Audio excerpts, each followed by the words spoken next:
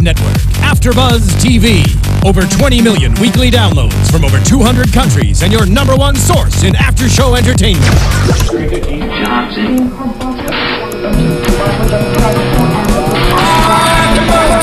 AFTERBUZZ TV, the destination for TV superfans, producing after-shows for over 300 of your favorite TV shows, interviewing celebrities and showrunners, and bringing you behind-the-scenes exclusives. All thanks to E! Entertainment's Maria Menounos, producer Kevin Undergaro, and internet leader Akamai. Now, let the buzz begin! Hi guys, this is Sara Stretton, and we have a really special spotlight on today with the lovely actress, Miss Christiane Seidel. Thank you for having me. We're so excited to have you. I'm so excited to be here. We're obviously going to talk about a little bit about Boardwalk Empire, because it's one of my favorite shows that I cover at AfterBuzz. Oh, I love that. And then we'll also talk about your career, what you're doing. And so I want to start with just the basics. How did you get into acting? When did this start, this passion, this love? I feel like it started when I was this big. I was one of these obnoxious kids who would do shows for her parents and friends. Whenever they came over, I had a show, or I had. Were you like a one-woman act, or did you like pull them in? No, I was a one-woman act, and then if I had friends, I would, involve them in the show. I made Were these filmed? Can I go find them? No, just photos, like ridiculous photos with like butterfly wings. I remember that. We had like a tragic story of a butterfly, and it was, yeah. Did you come up with all of them? Yeah. I don't know how brilliant they were. It seemed brilliant at that time. It was writing in your future? Not really, not really. The butterfly crashing maybe there was down. a theme, yeah. And so did your parents always like encourage this like love of theater? Ooh. No, they they're not in the arts per se, and for them it was something very foreign. It's like, what do you want to do with your real life? In real life, what do you want to do? And so it took a little bit of. Did you find like you had to kind of appease that? Like, I know that for a lot of artists, it's like, to do art, they have to do really well in school, but they get to kind of continue their passions. It's almost like secretly on the side. Yeah, if you can do something real, and then you can do that as a hobby. But what was your real thing that like covered the acting for a while? Sorry. You're fine. So, this looks like a bee, by the way. It's so cute. Thank you. Yeah, bumblebee. went with the little buzz theme, flying around. I did well in school, but I always did like plays in school and everything. And I knew I went to New York years ago when I was a teenager, and I was standing on Times Square, and I'm like, I have to come back. I know I will have to come back and be here and study, and that's what I did. I just decided to do that and give it a shot. And I was, sometimes ignorance is bliss. You're like, you don't know what you're getting into. You just do it, and you think, I can do it, and then you realize, oh my God, what did I do? And you see all the obstacles and all the, what it entails, and but then I ended up on an SVU, Law and Order. And my parents saw it on television, and they're like, "Oh my God, this is real. This is You're like, possible. See, I can do it." Yeah. Did you get that role on SVU before or after you graduated in New York? After, okay. yeah. So you had kind of done that without their permission? Yes. Oh. Yeah, I did. Sometimes people like, it's almost like they need the proof, but I'm glad you like stuck with it and like knew in your heart that you could do it. Yeah, it was hard because I'm very close, with my parents and my family, and I want their approval, and I think we all do. So it was a fight, and I didn't know how long I was going to be able to fight it. But then, one thing happened, and the next thing happened, and I'm like, okay, maybe that's a sign. How did you let them know about Boardwalk, like when you got on? I only told them, this is funny, I told them when I was ready to go on set. I did not tell them about the audition. I did not tell them about the callback, which was the longest freaking, weekend of my life, because I had to wait for the feedback. For a weekend? A weekend's not that Yeah, long. no, it was actually, no. It was, I did the audition, and I never expected to get a callback. I got a callback, and I think it was on Tuesday of the week. Okay. And then on Friday, I'm like, can we get some feedback? Is there anything? And they were like, well, actually, they they all wanted to hire you, but now Marty needs to look at it. I'm like, oh my God. Marty, okay. You're like, okay. Okay. One person match, of course it's Marty. Yeah. And they were like, well, usually he always says yes to their choices, you know, but I'm like, I might be the one who he's not going to say yes. And so this whole weekend, I knew I'm not going to find out over the weekend. Mm-hmm. So that was the longest weekend of my life. And I still didn't tell my parents. I was like sitting on the edge of my chair the entire weekend, and I'm like mentally preparing myself. It's not going to work. It's not going to happen. And then Monday I got a call, and they were like, yay, so Marty looked at it, and they wanted to ask you if you would like to take this role. I'm like, I don't know. Let me think about it. let me give you a weekend. Yeah, hold on. Exactly. I need a week or a weekend. So then I had a costume fitting, and then I knew I was going to shoot on whichever day it was. It was in June. I remember that. And I called my parents. I'm like, I'm going on set right now to shoot Boardwalk Empire, which they don't live in the States. They didn't know it. Okay. So then I'm like, okay, how do you explain? And you have to be like, just be really excited, because now I have to explain that it's going on for this long and there's this many fans, and it's HBO, which is huge. Yeah, exactly. And the people involved are amazing. Yeah. So they were like, oh my God. They got it. Mm-hmm. They got it. Did they eventually start watching? Oh yeah, they got obsessed. Like I brought them everything, like the DVDs and everything, and then over Christmas, we binge watched everything, and they were like, oh my God, this is good. They were like, this is good. This is amazing. So, do they try and give you notes? No. They're one of those parents. They're like, everything, you know, they are so supportive and so sweet, and they're like, this is so amazing. We can't believe you're doing this. What were your initial thoughts? Like, besides the fact that it's with HBO, it's with all these amazing actors, like just the subject matter, like how did you find you connected to Boardwalk? On a lot of levels, actually. First of all, I love period pieces. I love the fact that I could play a Scandinavian, a Norwegian, because I'm half Danish. My mother is Danish. So there's that blood memory in a way that, that sensibility, maybe, that understanding that I have for it. And I got to, explore that in the character, which was really an honor to do, because I never get to do that. So. How did your mom feel about that? Was she like even happier that you did get to kind of explore your roots through your acting? Yeah, she loved that, especially because so my mom is Danish, and Denmark used to, Norway was ruled by Denmark for 400 years. So, it was only over about 150 years ago that they became independent. So the languages are very, very similar, written on the paper. The accents are very different. Okay. So there's a lot of similarities, and my mom, she knew all the anthems and, the Norwegian children's songs that I had to learn for the show.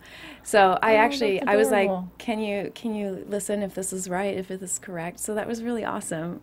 It was a way to connect with my mom too, you know? Yeah. Did that ever get kind of confusing though? Like, because it is a different accent. Yeah. Did you find yourself going into like your mom's accent versus like your dialect training?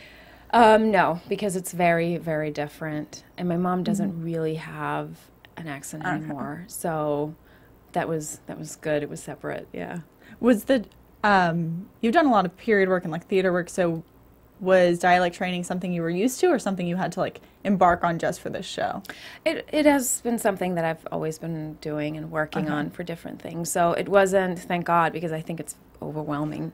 Dialects, it's just really difficult. And so at least I knew a little bit about how to go at it, and then I had a really great person, and we became really close friends after the show, or during the show. Did you audition with an accent? Yes. Okay. But I auditioned with a Swedish accent, because that was the first one I could like grasp and get in like a few days.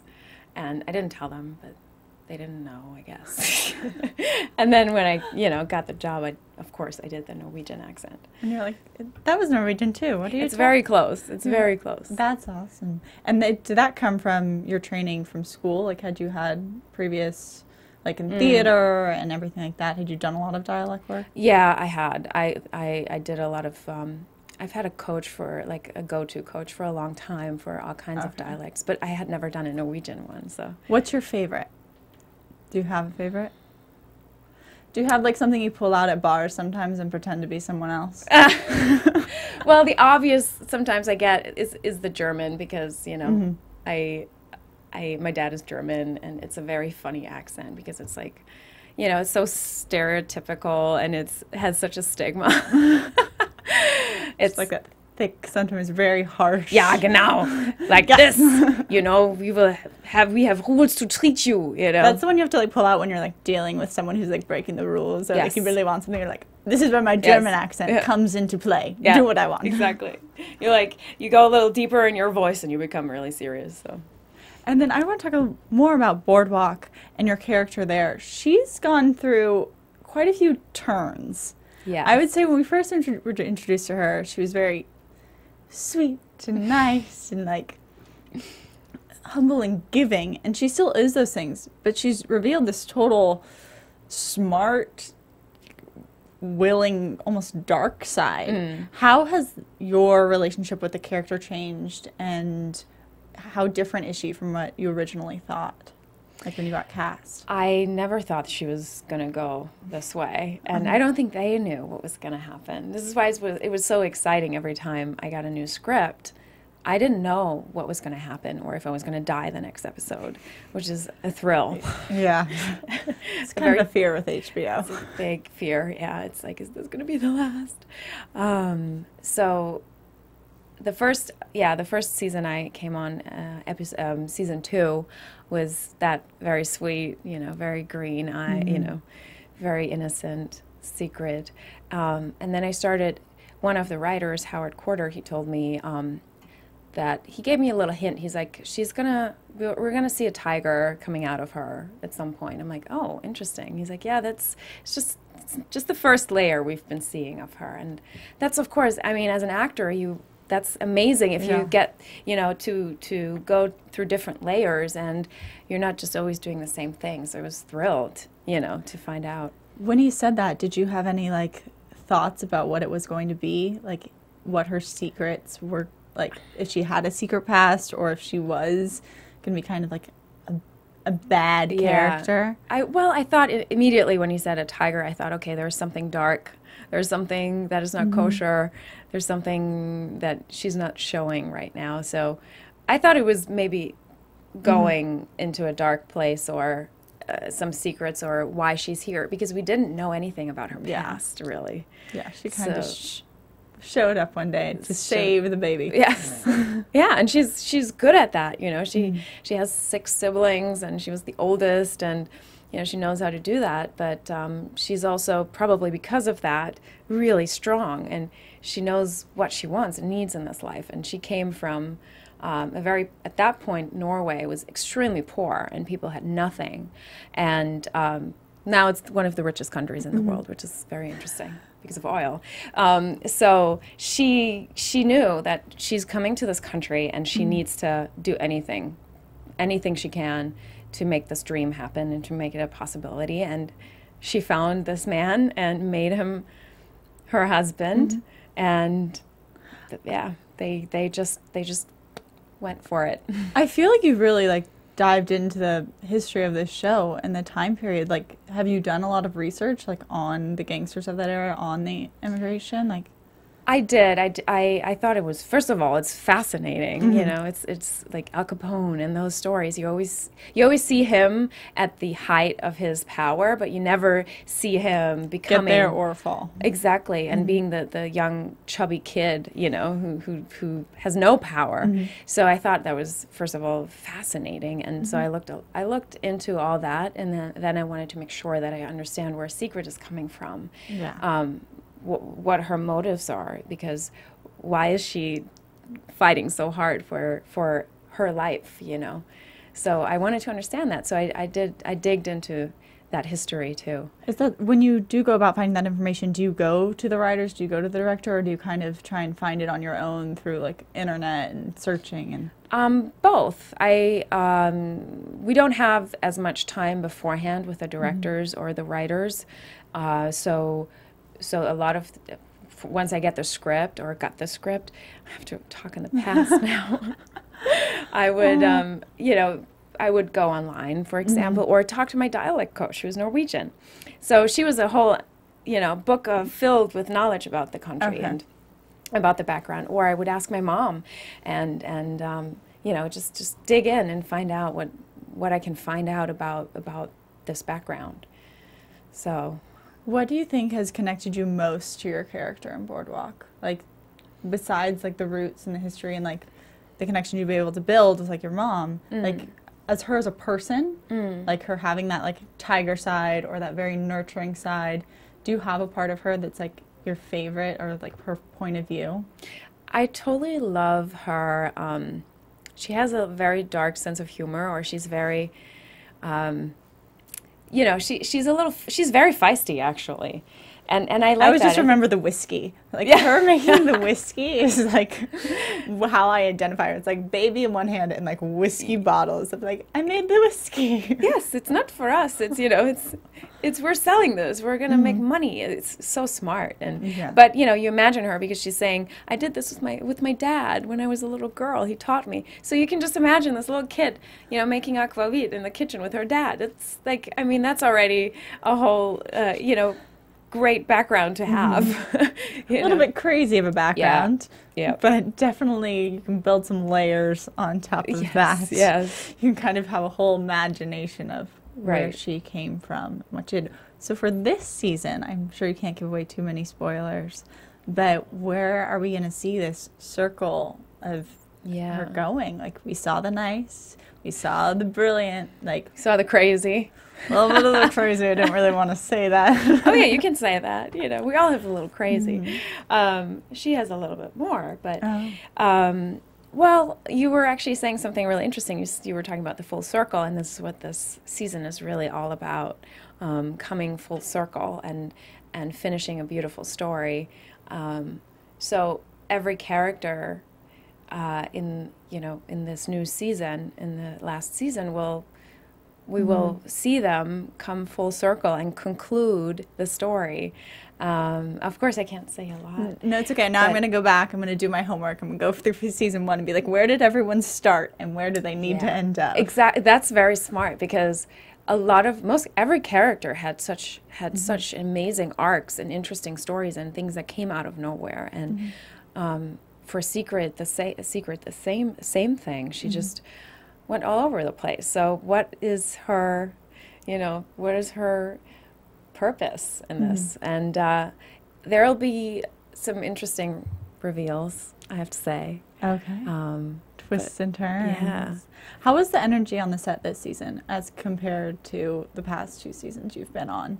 Did it feel like it changed? Did people feel more energized? Was there a little bit of a sad note there was definitely, well, the first half, I think, well, this time around, we only have 8 episodes, right? So after 4, you're already halfway through. So the first few is like you starting, like you always do, and lots of energy, there's a whole mountain ahead of you. You never know how you're going to get there.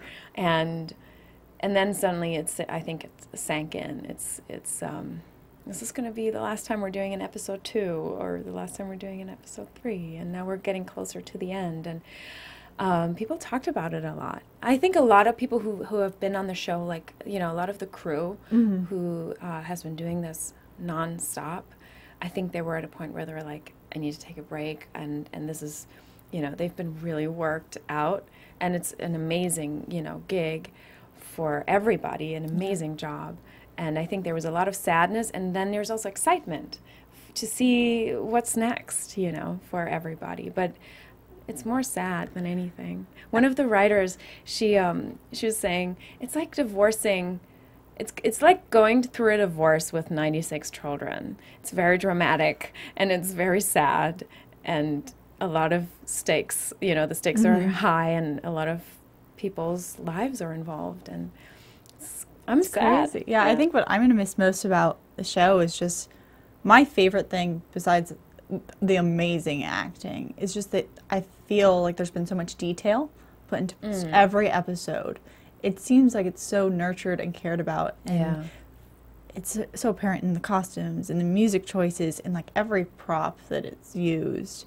It just, you feel like people care, and you feel Absolutely. like there's like an accuracy, and so much research has been put in. And it's not just the main Wikipedia. It's like, let's read all these little books, all these newspaper clips that they've ever had in this time period. And they just dive straight in. And I'm so thankful for that for the show, because it's been such a fun ride that I've really loved. Has there been anyone on set that you've been loved working with? Or, I mean, you two. Everybody. I mean, I can't even say... Favorite scenes, it sounds so cliche. You know, you always hear people say it was so amazing, it was such a great experience. But I have to say, for me, it was, because it was my first long-term job, and I never knew it was going to be that long-term. You know, I never thought I was still going to be alive season 5, you know. So it was... it's been, from the day I started, I just had the most incredible experiences, because I literally had to pinch myself. Every time I was there, I'm like, I get to work with Tim Van Patten, and then Ed Bianchi, and, you know, Alan Coulter, and then opposite Michael Shannon. And, I mean, and everybody is so individual and such an artist and has such warmth. And I've always felt so welcome. It didn't matter, you know, I didn't feel ever that it mattered where I came from, or how much experience or how little experience I had.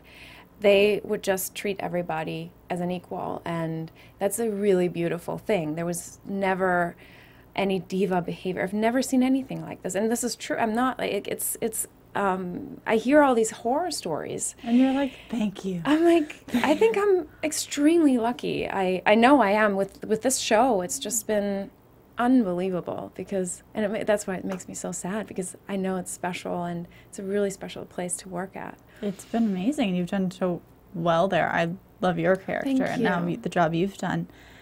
Well, it's the writer, you know, the writing is just, you can just ride on that. You just get the script and you're like, all right. But you've obviously been able to put yourself in it and let people see you, and that's great. Thank you. And I was wondering, though, because you've done theater, you've done short films, everything, how has this medium been different to be on a constantly getting new scripts, finding new turns for the character? Like, was that shocking? Was that more fun? Was it a new adventure? Like, how did you feel about being on a TV show instead of one of a movie set?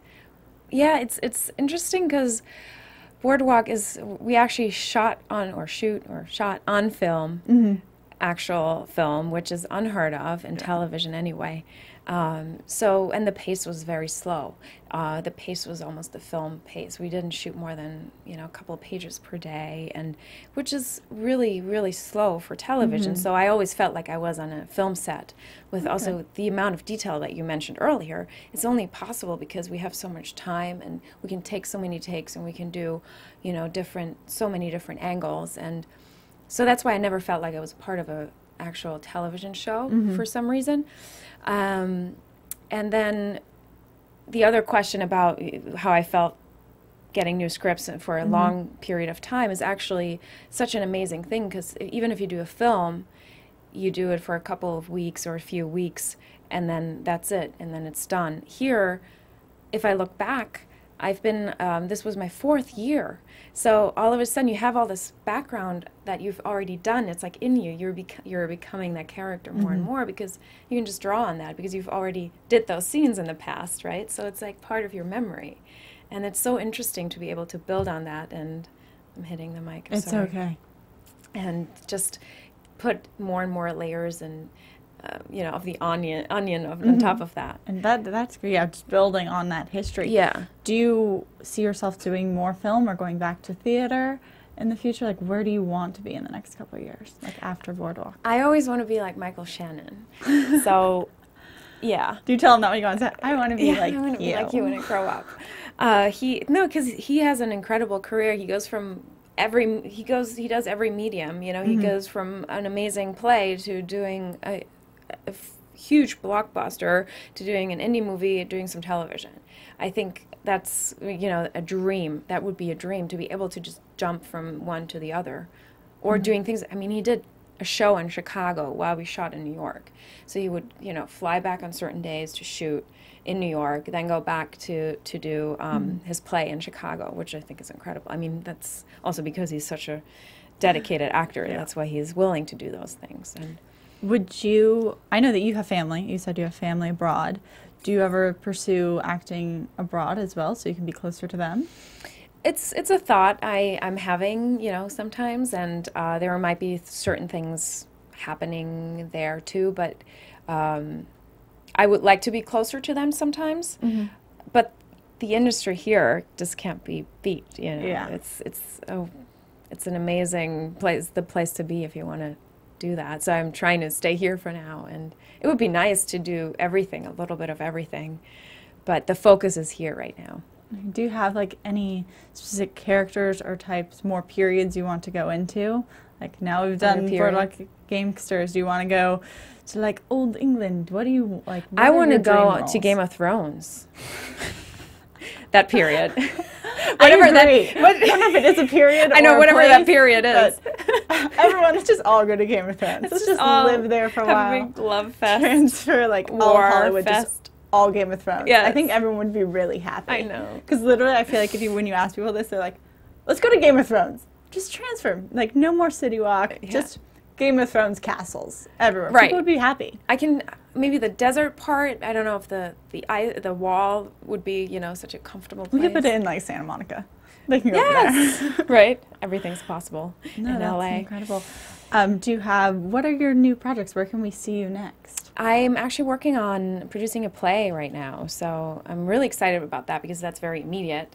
Producing or being in as well? Both. Okay. So I'm working with Richard Viteri, who's a Pulitzer nominated writer, who also wrote The Third Miracle with Ed Harris, or he wrote the novel and then it was made into a screenplay. And he's a really talented, amazing writer. And he has a play that we're workshopping right now that is an incredible story based on a true story set in the 70s in Queens about a gay couple, a female lesbian couple. And it's a very tragic and sad story, and it's unbelievable how it was very current in the 70s, and it's still just as current. I mean, the laws have changed a little bit, but there's still the same problems, a lot of the same things. So we're a group of people who are, you know, I'm not producing this all by myself. We're a group of people who are working on this and workshopping it a little bit. And next spring, so we're doing readings in the fall and just seeing how the audience reacts and just hearing it out loud. And then in the spring of next year, we're gonna put it up in New York and possibly actually in LA. We were thinking about doing both. That would be awesome. Then I can go see it. Yes. And we can keep on track. And so where can people find you? Look up what you're doing. Twitter, Facebook? Yeah, Twitter, Facebook, Instagram, the whole shebang. My Instagram, I love Instagram, goes to Twitter, goes to my Facebook. So that's what I try to stay, like, I try People to can keep up with you, track you down, see everything. Yeah. Thank you so much for coming in. I had such a Thank wonderful you. time with Me you. too. We are so excited for this season and just see everything you do. I'm so glad. So thank you, everyone. This is Christiane Seidel. Thanks. And I'm Sara Stretton, and we'll do another Spotlight on soon. Great. Thank you so much. From executive producers Maria Menounos, Kevin Undergaro, Phil Svitek, and the entire AfterBuzz TV staff, we would like to thank you for listening to the AfterBuzz TV network. To watch or listen to other after shows and post comments or questions, be sure to visit AfterBuzzTV.com. I'm Sir Richard Wentworth, and this has been a presentation of AfterBuzz TV. Buzz you later. The views expressed herein are those of the hosts only and do not necessarily reflect the views of AfterBuzz TV or its owners or principals.